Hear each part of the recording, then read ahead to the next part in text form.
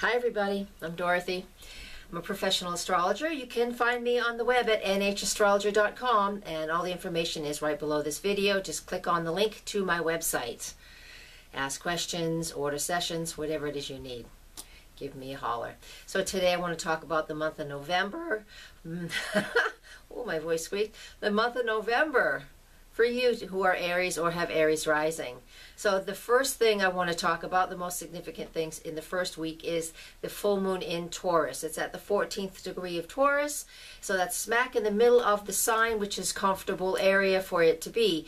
But Taurus energy is about values, what we value, what are we hanging on to that we shouldn't be hanging on to. Taurus is a fixed sign. It's an earth sign and a fixed sign. So sometimes we have things that really we hang on to far too long. All right. Full moon, sun's in Scorpio, moon's in Taurus. For you Aries, it's in the second house. And again, wow, that's Taurus's information. So I could repeat myself here. So it's like a double hit, especially for you who are Aries. It's a double hit. It's going to be the same thing for Taurus, but we'll get to them next. So we want you to focus on what it is that isn't working in your life, what in your value system, in your morals, what is it that you need to let go of, all right, and release so things can function a little easier in your life. Focus in on that, all right? Now, let's move off into a few of the other aspects and transits that are going on for the whole month. So take about 20 minutes or so, so hang in there. Be patient, you Aries people, all right? Starting, I'm going to back up just a little bit, November 3rd, we have the Sun and Venus are conjunct in the sign of Scorpio. And that can be intense relationship issues coming up. Venus is all about love. When she's in Scorpio, it can be obsessive love or something that's very compulsive, or if we really need to dig in deep so we can truly understand what it is that we love and care for and what we want to hang on and what we need to transform and shift and change. That Venus was with the Sun and the Moon during the eclipse on October 23rd, and it's still traveling with the Sun right now, and it's absolute as an exact conjunction still. So focus in on that and see what it is that you need to work on when it comes to your values and how that needs to maybe make a shift right now. Okay? On the 4th and the 5th of November, that moon in the sign of Aries is going to trigger all the other cardinal planets that are in out in the solar system. For instance, first off, Mars in Aries is very, very energetic. It's our emotions are very energetic, and our emotions, we don't hold things back too often when we have the moon in Aries. It's all about immediate, here I want you to know exactly how I feel. Can feel aggressive to some people too, but for others who don't own this moon in Aries, when the moon moves through this sign once a month, we actually have an opportunity to break free and open up where we need to open up emotionally. So now it's in Aries, it's in your sign Aries, and so that is helping you to initiate some new processes, even though we're just at this full moon period, this first week of November. So when the moon in Aries makes a few of these connections, which is, looking at my notes, a square to Mars, a square to Pluto, and a conjunction to Uranus, all of these things mean that we're initiating some action, but if we move too quickly, it's going to cause some obstacles and some stress. So we'll need to slow down. And when I began with that full moon in Taurus, that full moon in Taurus will help us to slow down. So right before the full moon, there's a big culmination of energy going on for everybody. And for you folks who are Aries, it's in the area of your first house and your second house. So it is all about really pushing through something that you need to push through quickly and easily.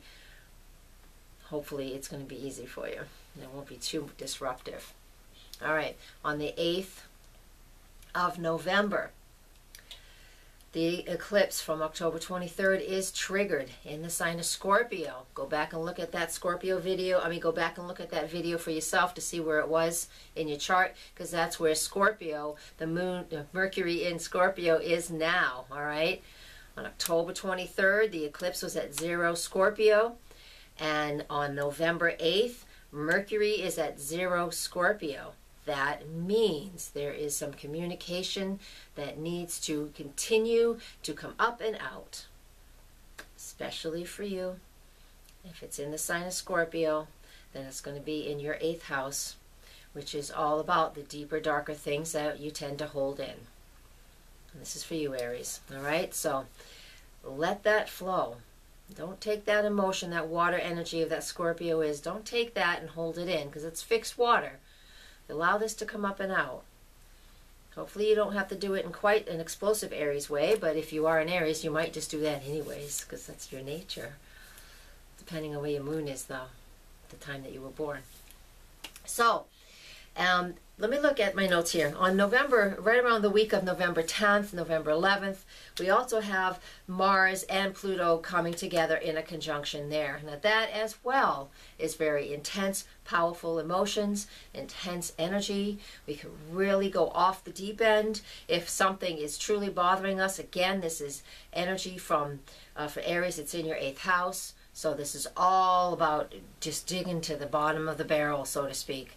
It's very Scorpio energy. It's such a transitional time of year for you who are Aries, and for everybody, but the Aries energy, when all this Scorpio stuff hits in that 8th house for you, it's all coming up and out.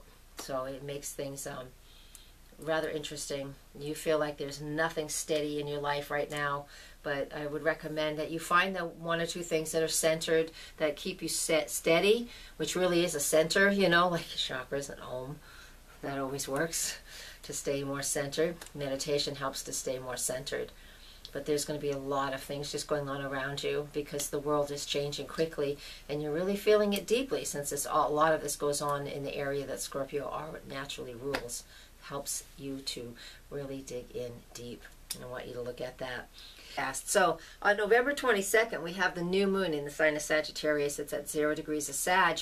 So like the eclipse we had on October 23rd, it's at the absolute beginning of a zodiac sign, which is 0 degrees. This is all about the pure potential of what we have with the 0 degrees is endless. It's everything that we need to have, which means, but it also means it pulls in a lot of energy from the previous zodiac sign. So if you're born on a cusp, you know what that means. Maybe you don't. But what it means, I'll tell you, that Scorpio energy is still present, even though we have a new moon in Sagittarius. So focus in on this new moon in Sagittarius, in Aries, in your 9th house, okay? And so what all of that is about is the fun stuff. Oh my God, I love Sag. I'm a Gemini, so it's my opposite sign. It's mutable, it's fiery. It's like we have, you know, that Sag is very carefree. It is very interested in learning new things, exploring anything. The freedom that it wants in its life is to just be able to do what it needs to do. Basically, Sagittarius, you guys love to go to, well, not that you love to go to work, but you go to work so you can earn money, so then you can go do what you love, and you can go play, and you can go have fun. And through playing, you learn. Just like a child, Sagittarius is like the grown-up child, the child who the grown-up who never grows up. And so with that energy, you know, you learn by playing, and you have fun, and you explore anything that you can. So we can all embody some of that energy with this new moon. Tell yourself, write down some goals that you want to learn something new now. You want to explore something different. You want to go somewhere that you've never been. These are the things that you want to do with this new moon in Sagittarius, all right? And that's on November 22nd. So, a couple more things for November. November 25th, the moon will conjunct Pluto on that day, and as well we have Mercury conjunct Saturn. Now, the moon conjuncts Pluto every month, but that moon and Pluto together is just intense emotions. So if you still have some stuff lingering from whenever, from the last couple of weeks or even the last couple of days, you know, this opportunity with that moon conjunct Pluto is important for you to really allow your emotions to come up and out, but just try and do it in an empowering way, not an over-empowering way. Okay? Yeah, I like that. Yeah, try that. I know, it's hard to remember that when we're emotional about stuff. But with Mercury conjunct Saturn in the sign of Scorpio, that energy is very grounding, and it's very logical, and, well, logical because of Saturn, but logical in the sense that it still wants us to dig deep. That Saturn and Scorpio over the last 2 years has been asking us to really go in and decide what it is we want to understand and learn and know about lots of things. today, as Mercury today on the November 25th today, it just wants you to really be able to communicate that and see that with your analytical mind. All right, so work on that. Now the last thing I'm going to talk about is Thanksgiving Day in the United States is on, oh my God, I don't know what day it's on. Let me look, hold on. Oh yeah, here I am. November 27th. I should have wrote it down in my notes. It's a lot to remember. I can't memorize everything. I have to look at my notes. Thanksgiving Day, the moon's in Aquarius, a quirky day. A day when you get together with family, just expect the unexpected. It can be fun, so keep it very lighthearted. Aquarius, the moon Aquarius is a very analytical energy. It's not an overly emotional energy. It is an analytical energy. So that's actually a-okay for family gatherings. People can just be very analytical and think things through. But somebody might bring up something from the past, and I mean the past. Because Aquarius, if you get something in your head, you're not letting it go. It's never going to get resolved. But maybe it will, maybe it won't. Sometimes Aquarius energy, especially if the moon's in Aquarius, things can get kind of stuck in there until we really overanalyzed it and put it in its proper place. And that's truly what I mean about that. All right. Mercury on that same day of Thanksgiving, Mercury enters the sign of Sagittarius. Again, fun. Have some fun. Mercury is, so it'll be right there with that new moon, not even a day later. It moves into the sign where the new moon is. So go with it, have some fun, and just play. Try and take a lot of this stuff lightheartedly. I know when the sun is in Scorpio, it can be difficult for a lot of people just because people don't like change and transitions that happen during that this Scorpio time of year. It can be difficult for some people. But for other people, it's an opportunity for us to shift and transition into something that's better or new and get rid of things that really don't belong in our life. All right? So from the full moon in Taurus on November 6th, Aries, in your second house of what I value, my morals, sensual pleasures, and really looking in at what needs to be released.